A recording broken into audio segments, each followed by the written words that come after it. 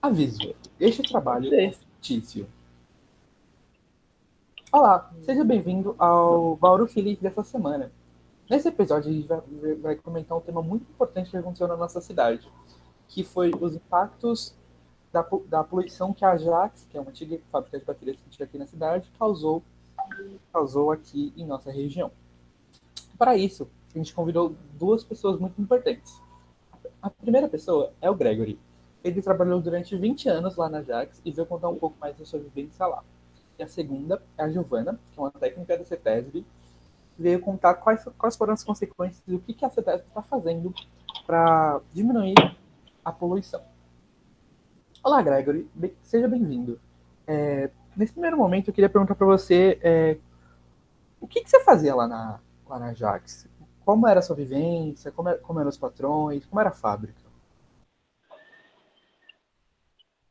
Oi, gente, queria dar uma boa noite para Giovana, Larissa, o Pedro, dizer que é um prazer imenso estar aqui nesse podcast. Então, eu gostaria de falar que eu era engenheiro químico lá na Ajax. A gente, na empresa, fazia baterias automotivas à base de chumbo ácido, que acabou sendo o produto que deu problema socioambiental para a empresa. Trabalhei lá por 25 anos e, assim, a vida lá na fábrica era uma correria, um lugar muito escuro. A gente trabalhava 24/7, basicamente não parava, e a empresa acabou tendo esses problemas aí que acabou estragando a vida de todo mundo que estava em volta, né? Gregory, como você percebeu que as atividades da Jax estavam prejudicando a sua saúde e a saúde das pessoas à sua volta? Então, acabou chegando pra gente o pessoal da CETESB falando desses problemas ambientais que estava tendo e que acabou vazando um pouco pro solo, pra água, e acabou prejudicando muitos trabalhadores ali, muita produção local. E tudo isso aconteceu devido ao problema de resfriamento da empresa para essa parte de tratamento do chumbo ácido. Então, gente, eu queria aproveitar que agora finalmente saiu aí que a Ajax vai ter que pagar uma multa por volta de 60 milhões de reais e teve os bens confiscados dos patrões. E isso foi muito bom, porque agora eu e meus colegas, além de poder receber, eles estão pagando essa falta de imprudência que eles tiveram. Como vocês podem ver na reportagem a seguir que mandaram. Com o bloqueio dos bens dos donos da Ajax, o Ministério Público do Trabalho espera agilizar a solução para os 1.100 funcionários da empresa que estão sem salários há 5 meses. Hoje, o Sindicato dos Metalúrgicos em Bauru recebeu notificação para a desocupação do local onde funcionava a fábrica. O documento foi entregue para o presidente do Sindicato dos Metalúrgicos, que representa os trabalhadores da empresa. A decisão judicial ordena a desocupação da fábrica. Segundo o presidente, os funcionários já saíram das instalações, mas continuam em vigília em frente ao prédio para prevenir que a fábrica seja roubada. Os trabalhadores assumiram, né, a segurança da empresa com o único intuito de que os patrimônios da empresa fosse preservado, acreditando que num futuro fosse até feito o pagamento do que era devido para eles. Os trabalhadores, na verdade, eles não tomaram posse da fábrica. Ao contrário, eles estão cuidando do patrimônio da indústria Ajax, para que esse patrimônio não seja dilapidado ou não seja furtado. Quando a empresa fechou as portas no começo do ano, os cerca de 1.100 funcionários da Ajax estavam em férias coletivas. Eles estão há 5 meses sem receber salários ou benefícios. Quando os trabalhadores voltaram das férias em fevereiro, encontraram o local fechado. Os funcionários já fizeram diversos protestos. No mês passado, a rodovia Marechal Rondon foi bloqueada.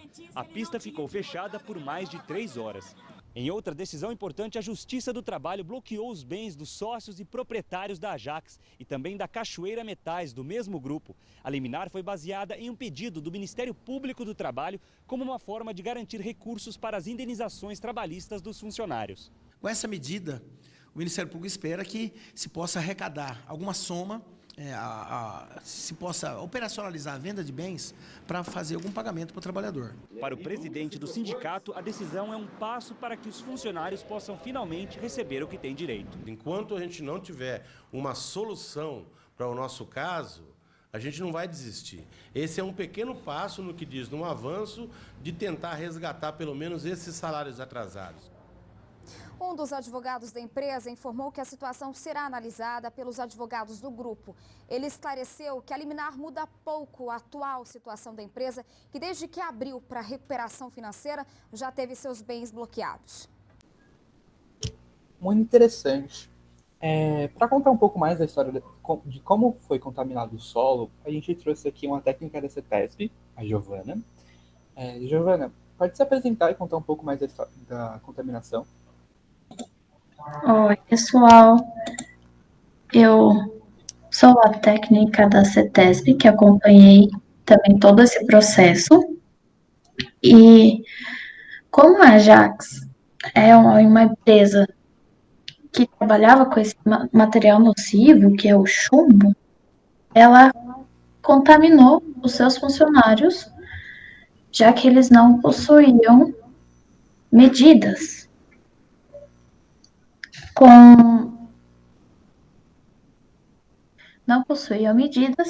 para evitar essas contaminações.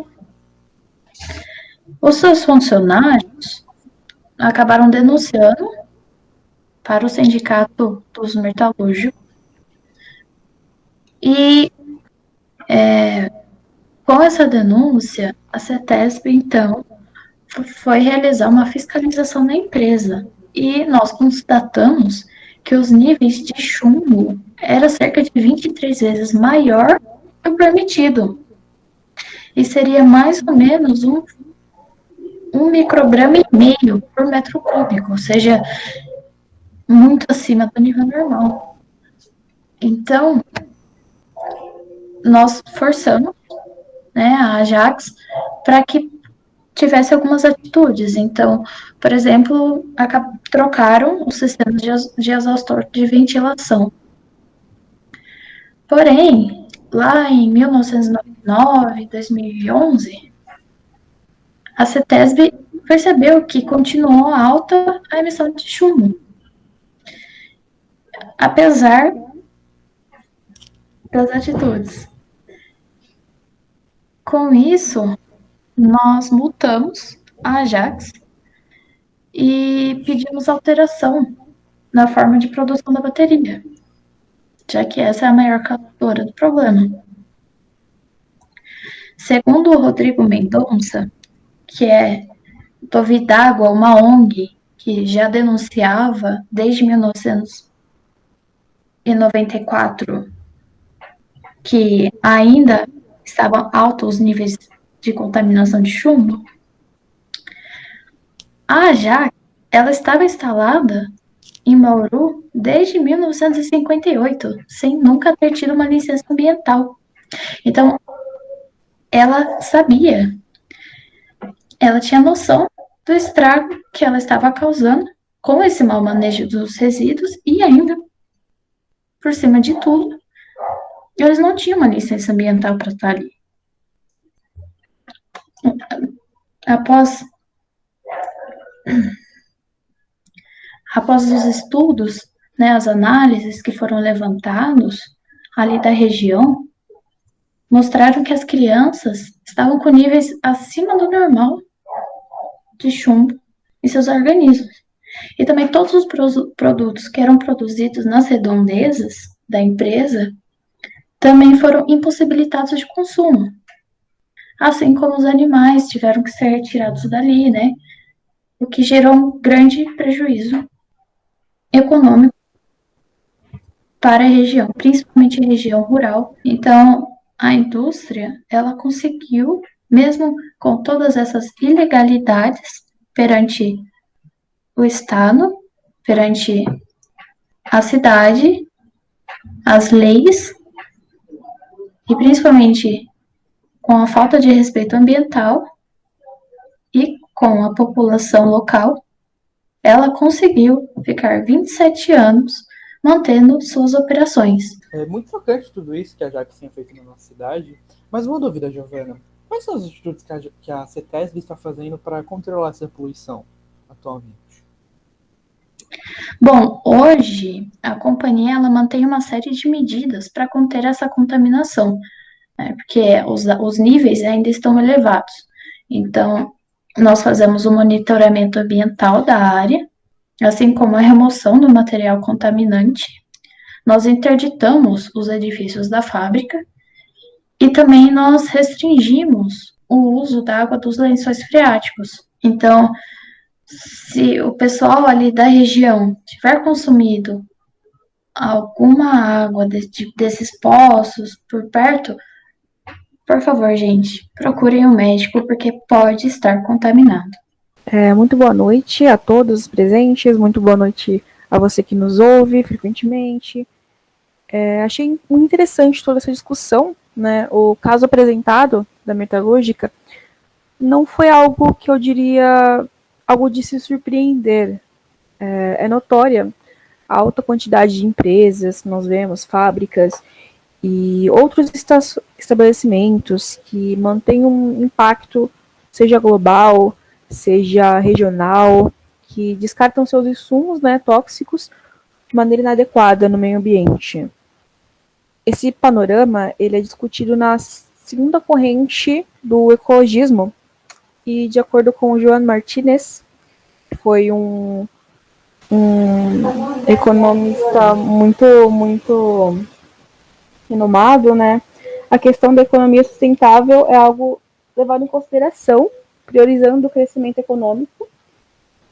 E o autor também enfatiza que os representantes utilizam a palavra natureza, mas falam precisamente da questão de recursos naturais, não da natureza em si. E dessa forma, a utilização desses recursos, a utilização da biodiversidade e dos agentes naturais não são do interesse dessas organizações, uma vez que as partes interessadas apenas dizem respeito ao que tem um valor monetário e de reconhecimento por boas práticas ecológicas. Dessa mesma forma, ele continua dizendo que a ecologia se converte em uma ciência gerencial para limpar ou remediar a degradação causada pela industrialização. Ou seja, ainda que os danos da manifestação da industrialização acarretem perigos eminentes e duradouros no meio ambiente, são utilizadas de ferramentas para a completa banalização desses.